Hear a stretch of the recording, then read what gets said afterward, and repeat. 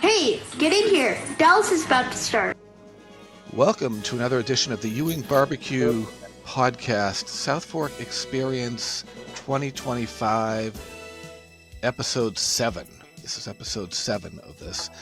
We are joined today by a recent addition to this coming Southfork Experience coming up in August, Andrew Stevens, who played Casey Denault on Dallas. Andrew, welcome. Thanks, Josh.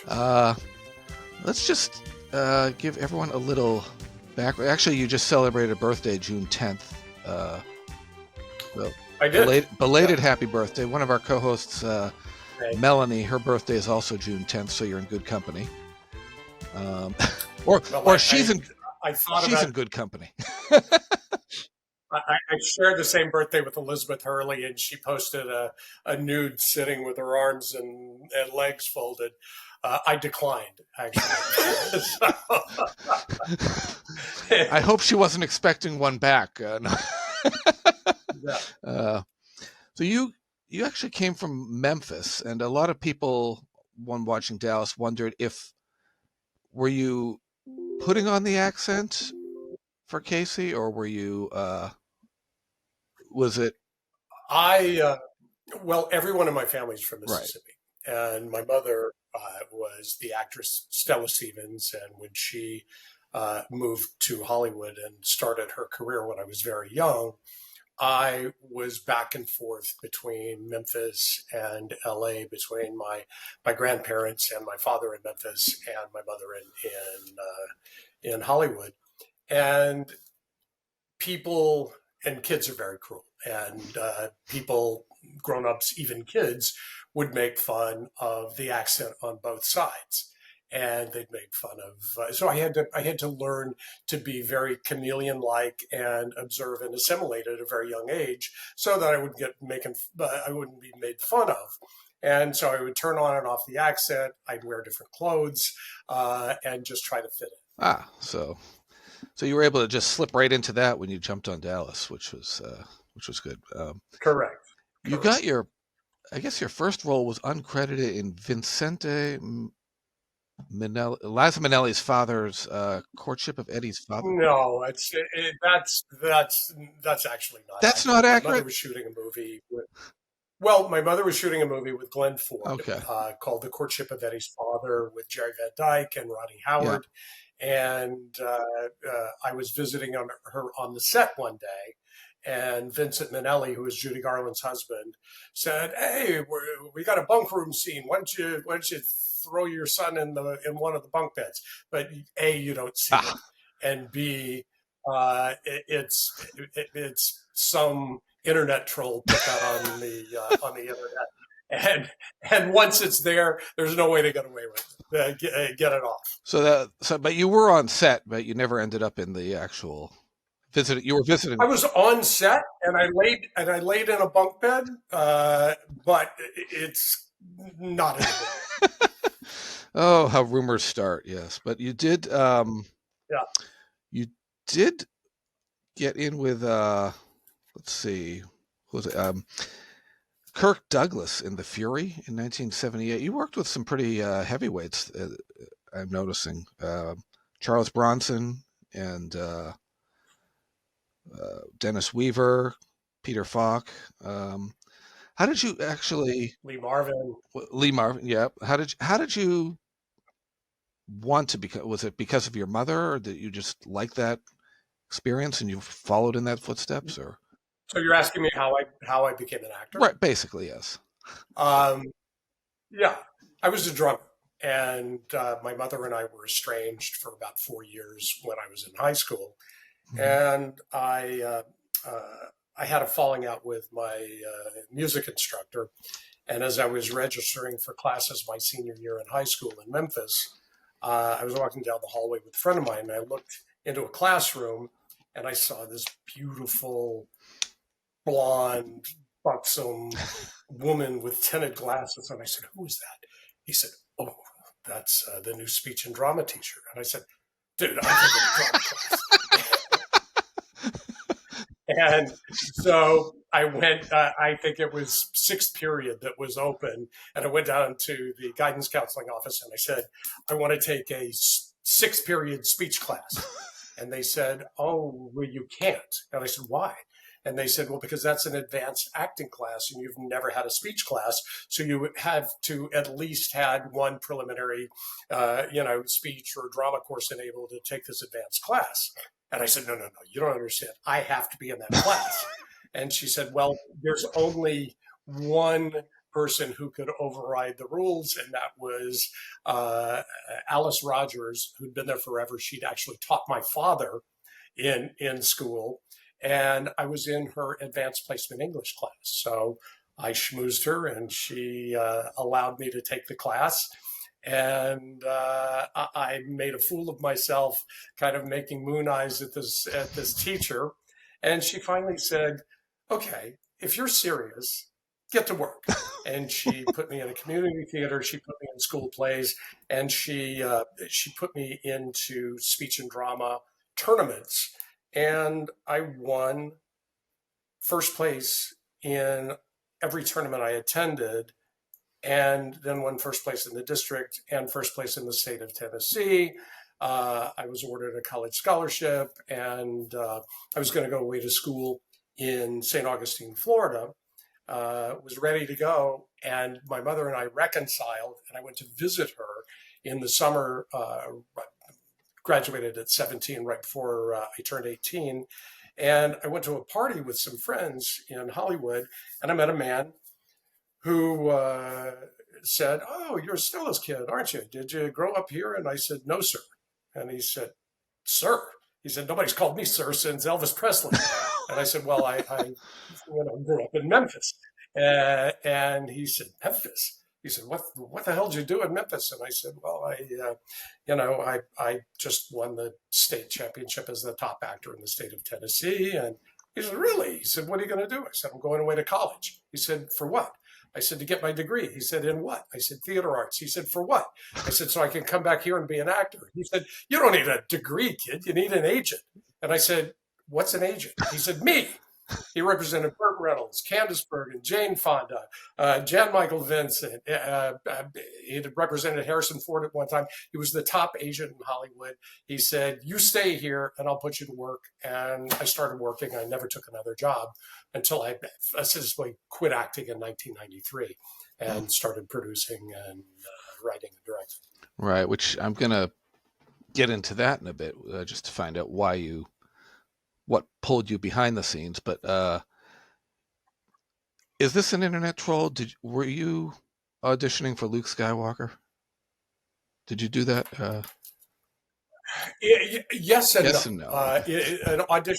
An audition exists, but the George Lucas and Brian De Palma were friends, and they were both preparing to shoot films. One was called Star Wars, which I didn't understand the script at all, and the other was Carrie, and I wanted to be in Carrie. Okay. So I went in, but they were basically sitting in on each other's auditions, and the sides that they gave me were for a scene, I guess a Luke Skywalker scene that I think I read with Harrison Ford or something, who was reading with actors.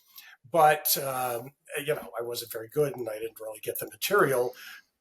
But I wasn't there for that. I was there because I wanted to be in Carrie. With Carrie, they ended up hiring Sissy Spacek and people that were 7-8 years older than me. So they hired kind of the next generation to play high school, kind of like in Grease. And but it laid the groundwork, because when The Fury came up, Brian De Palma remembered me. And when I went into audition, he went, "Oh, yeah." He said, "I loved you." He said, "You were just too young for the cast I put together for Carrie."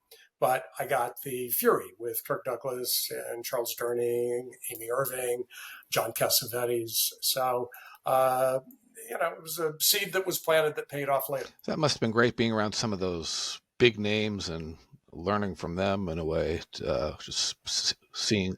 Absolutely. So you moved through in the 80s. You worked with Charles Bronson a couple times, and Death Hunt and 10 to Midnight. What brought you to Dallas, of all things? Well, I, I quit acting except for the occasional cameo. I actually put myself in my own movies every now and then. But I made a deal with Sony Pictures because I started producing films in 1993.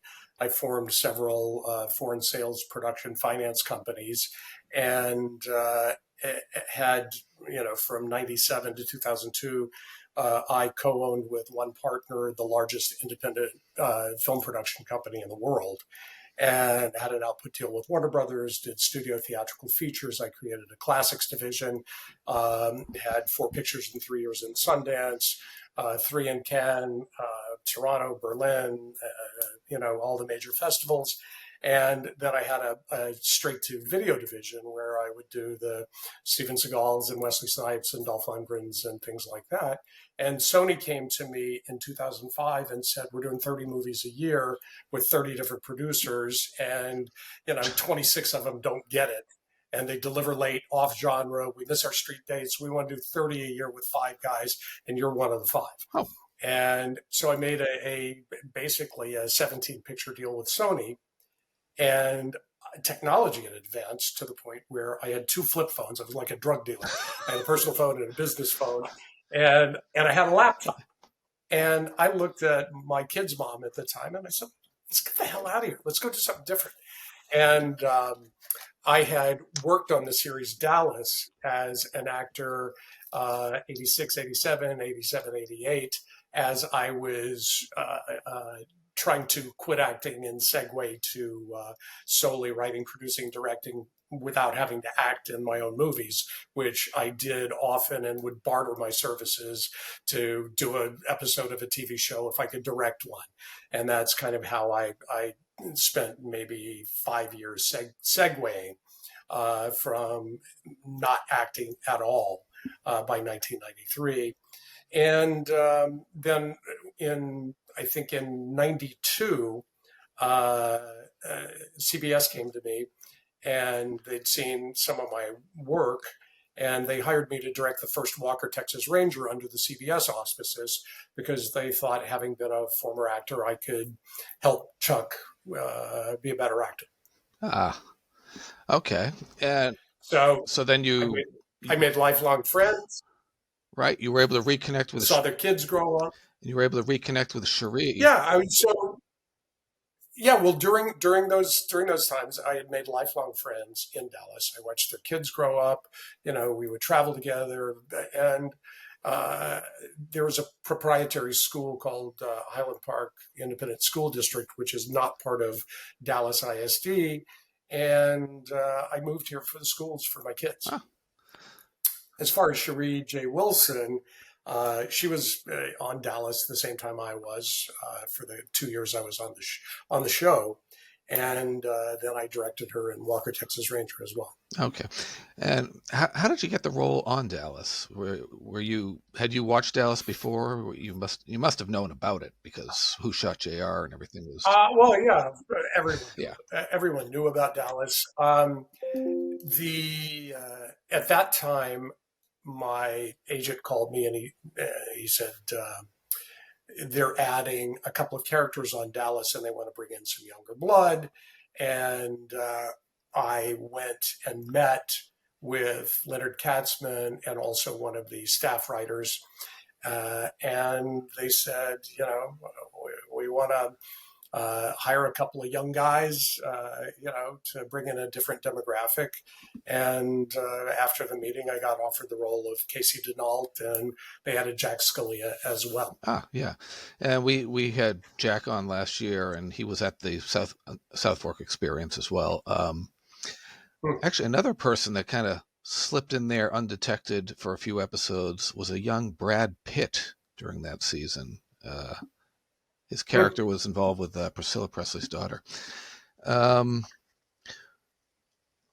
about most of your scenes were with Larry Hagman, Cherie, Charlene Tilton in the later part of your stay, and Deb Bernard was one that you were involved with. Talk about Larry from this in coming onto the show. I know a lot of it was had passed its ratings peak at that point. It was just kind of still doing well, and some of the original cast had left. And what was it like coming onto that set and working with Larry and those people?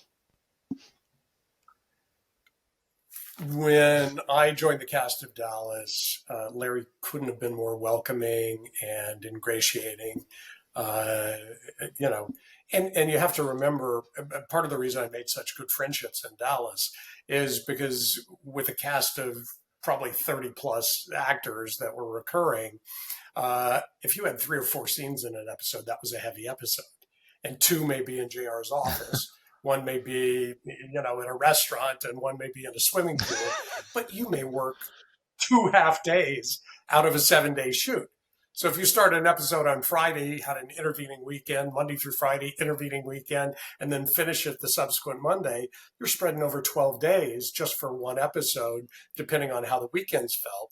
I joined a basketball league. I took up golf, and I made a lot of good friends because I had a lot of downtime, and had to structure it. Larry directed an episode.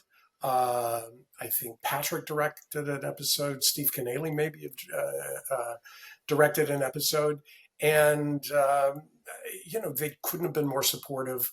Larry knew that I liked basketball, and he had them write an episode around playing basketball, and we built a ramp so I could dunk.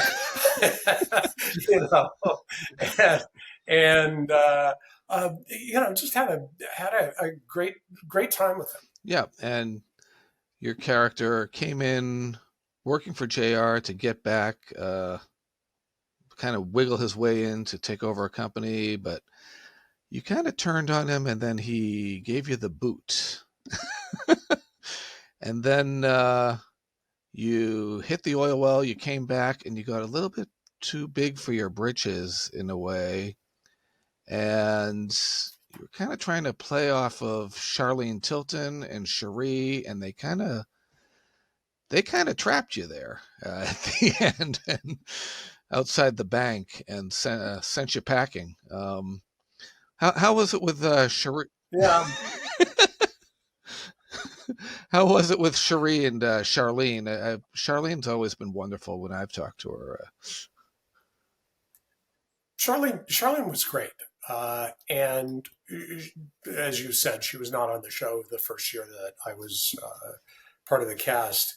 And she came into the second year, and she just picked up right where she left off. I was the next love interest, but they'd also established me kind of as a scoundrel and a ladies' man. And I don't know about Scalia, but they got me to take my shirt off whenever possible. and I remember a scene with Larry. It was by the pool, and I'm laying in jeans with a cowboy belt and cowboy boots, shirtless on a lounge chair by a pool. And Larry walks up, we shake hands. I put a shirt on, but leave it open, of course. And the waitress comes up, and she's fawning all over me. And he's like, "Honey, can I get a drink?" And she's going, and only paying attention to me. And he made it, of course, his reactions are priceless. And, he really made the scene. He had a way of ad-libbing too sometimes, I could tell. Just adding little nuances and such. At least you did not have to pull a Christopher Atkins and walk around in a blue Speedo like he did most of his scenes. No Speedos. Did you know that you were going to be on as long as you were, or was it just a limited? Because you said you came onto shows for an episode here or there. It was a year-to-year contract, and they picked up my option after the first year. I remember I kept going to Leonard Katzman because I had a lot of movie offers at the time, and I passed on one, and I said, "Leonard, just be straight with me. Are you going to use me next year or not? Because I got 2 more offers." And, I turned out a picture that I could have done. And he said, to the movies. And he was very kind and very straight with me, and it was fine with me. Uh, Honestly, I didn't think going on Dallas was a career move because things were different back then. I'd always done my own shows or, been, the featured star, not one of Emerald Point NAS was an ensemble, but I had my own storylines that were very prominent. Right. So it was as though with Emerald Point, I had started with the initial cast and was part of the initial cast and a thrust of one of the major stories rather than coming in as a secondary or tertiary character in a very successful show that had been on the air. So I kind of, it was a great interim period for me to be able to, pay the mortgage and I was at that point in my career, I was biding time until I didn't have to act anymore and I could produce and direct full time. And then I started gaining ownership of my films, then becoming a foreign sales agent, selling international rights, then piecemealing domestic rights, and owning my own libraries, which were annuities in perpetuity, unless you sell them in bulk, which I did a couple of times. So you've become quite the behind-the-scenes wheeler dealer, it seems. There, you certainly know your. Well, I've produced and financed over 200 movies 200, wow. Since I quit acting. Yeah, Cherie had mentioned that you really were doing great things behind the scenes there. What was it about behind the scenes that drew you away from acting? Was it not having that drama teacher there that you went to school? No, that was many years prior. And I don't mean this in any way to denigrate the profession because I fell in love with it, and I worked in the theater.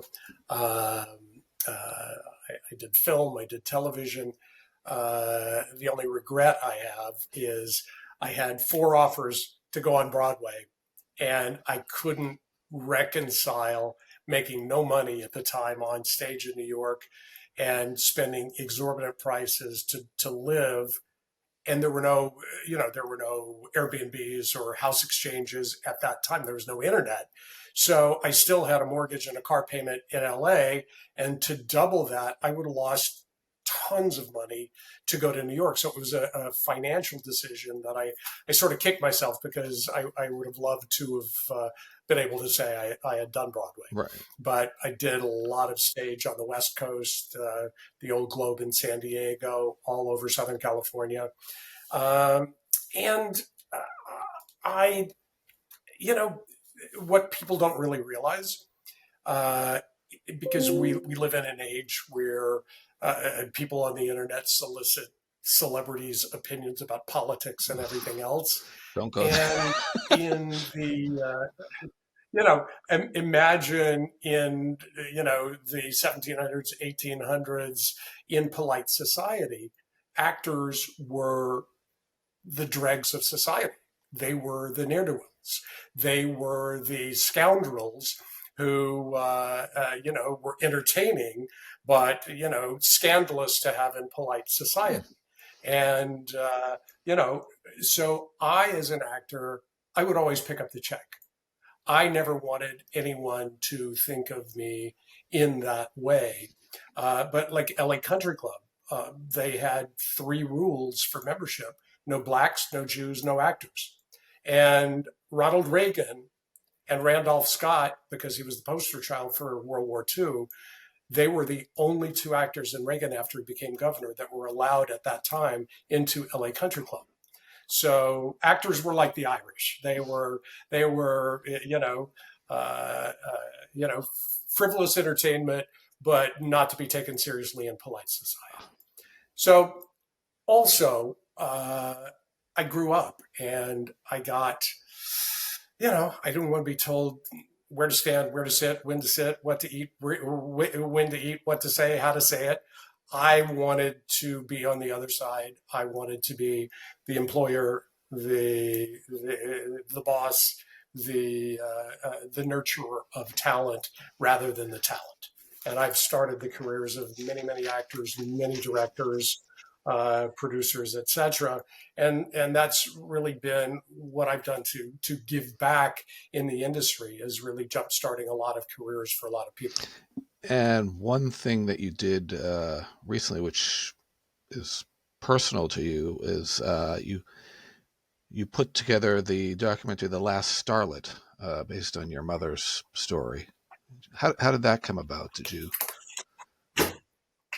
My mother was the actress Stella Stevens, and she passed away in February of 2023. And my daughter called me after the Oscars, and she said, "Dad, they didn't mention Grandma in the Oscars in the in memoriam segment." They do that to And people then every I year. and then I saw on the internet, Mira Sorvino was apoplectic. They didn't mention Paul Sorvino. They didn't mention Robert Blake. They didn't mention Anne Hesh, who just passed away. They didn't mention Tom Sizemore. And whatever this aberration, and I've been an Academy member since 1978. My sponsors were Rock Hudson and James Stewart.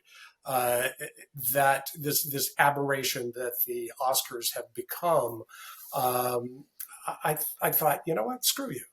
I'm going to do a documentary about my mother, basically reminding people what a significant career she had, both as an actress and how outspoken she was against racism in a time of segregation, as an advocate for women's rights, human rights, sexual rights of all identities. And, when Quentin Tarantino heard that I was doing the project, we flew to Israel because he lives in Tel Aviv, Oh, and we filmed 70 minutes of Tarantino, who had written about her in his latest book, Cinema Speculation. And Quentin gave us a 70-minute glowing affirmation, because he's a student of film, and he knew absolutely everything she'd ever done, and he's very significant in the documentary. So we're having a celebrity premiere September 30th at the Lindley Theater in West LA. And then the picture goes into pay-per-view release on October 3rd through Freestyle Media, or Digital Media, who the company's now owned by Byron Allen. mm-hmm. So, we're looking forward to getting it out there. So, people out there, first of all, yes, there was a time before the internet, and keep your eyes out for that, The Last Starlet. So, just give a little plug. Yeah, it's called, the full title is Stella Stevens, The Last Starlet. Stella Stevens, The Last Starlet, yes.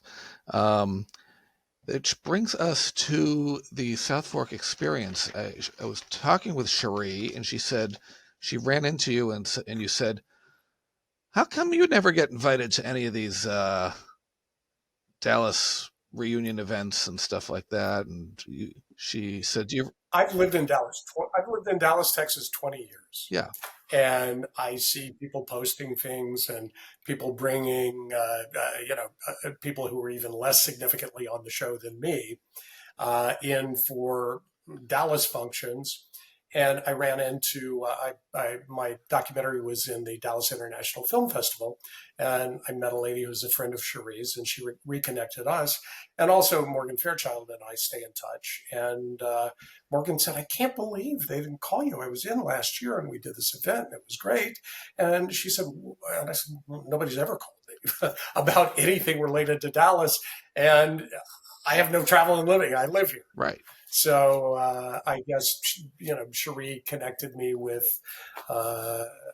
David Heyman, yeah, with the event. And the rest is history. And that is going to be on, Morgan Fairchild is actually coming again this year. So she'll be there. Oh, good. It's going to be at the Renaissance Richardson Hotel, August 8th through 10th, with the cocktail party out at Southfork.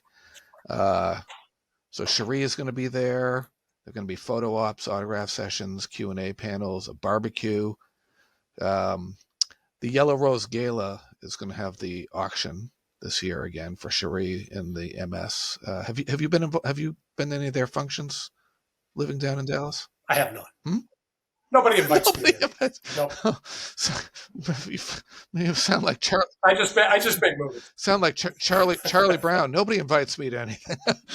But yeah, it's going to be a great weekend. There's going to be Patrick Duffy, Linda Gray, Charlene is going to be there. Cherie suggested a photo op with you and Charlene and Cherie lurking in the background. It's going to be a brunch. Josh Henderson from the new series. There's going to be Morgan Fairchild, Jenny Lee Harrison, Chris Fraggins, about 15, 16 members of the cast, and a few members from Three's Company and Knots Landing are going to be there as well. So it's a good time. What are you looking forward to about finally getting involved in one of these events and seeing people? And have you done fan events at all, or? Not so much. I'm not an actor anymore, so with the occasional cameo, just for fun, or I'll either hire myself or do a role for a friend here and there. You've never had to fire yourself, have you? No. Not yet. Not yet, but there's still time. I had become disenamored with acting, and as time passed, and as I started to appreciate all of the sort of grueling work that I would do behind the scenes on set, because I've had this whole new renaissance the past 10, 12 years where I'm physically on set, 14 hours a day. I start to realize that, dude, that's the easiest job in the world. You get pampered, you say some words, you maybe choreograph a fight scene or a love scene, and you go home. And I'm there, living with the project for a year, and they're on to the next. So I thought, I said maybe it's not so bad, and maybe instead of dismissing the career that I had, probably not the worst thing, because I do have a lot of fans. I do get a lot of fan mail and requests. I thought it's probably not the worst thing in the world to embrace it. Right. So, and I know the fans are looking forward to seeing you down there. So it's going to be a great weekend. And that starts on Friday, the 8th of August, and runs till the 10th. So, should be an exciting time. I guess, are there any messages you have for fans out there that are looking forward to seeing you? I've come to appreciate people's loyalty and people's well wishes. Life for everyone isn't easy. And particularly like seeing people's requests on Cameo, which is an app that you can get dedicated messages from celebrities. People want to be validated and uplifted, and everyone with the inception of the internet, they feel like they have a voice, and they also want to be heard. And I think I've come to appreciate how certain things that I've done have resonated with people and stood the test of time over decades. So I've really come to appreciate that. And you can see Andrew down in Dallas. Get your tickets at southforkexperience.com. Are there any final messages you'd like to get across before we wrap up? No, but I had a question. You said some of the cast of Three's Company. Who's left? Joyce DeWitt is coming. Jenny Lee Harrison, who was on Dallas, is going to be there, and Priscilla Barnes. Oh, okay. All right, there you go. Great. And you're going to have. I know them all. It'd be great. Yeah. I had mentioned Knots Landing. There's going to be Joan Van Ark, Michelle Lee, and Donna Mills are going to be there as well. So. So get your tickets, and hopefully we'll have some of them on the podcast at some point as we get closer to the event. And we will see you down in Dallas that weekend in August in the middle of the Texas summer heat. Any advice for people on how to handle that heat down there, being a native of the last 20 years or so? I'd rather be hot than cold any day. So I have a place in Fort Lauderdale, and I split time between Dallas and Fort Lauderdale, but I embrace the heat. So it's, it doesn't bother me. That's great. Okay. All right. So that's been our interview with Andrew Stevens here. Look for some more episodes of the Ewing Barbecue Podcast. Actually, we're recording another one tonight. So we'll catch you all later. Y'all come back now, you hear?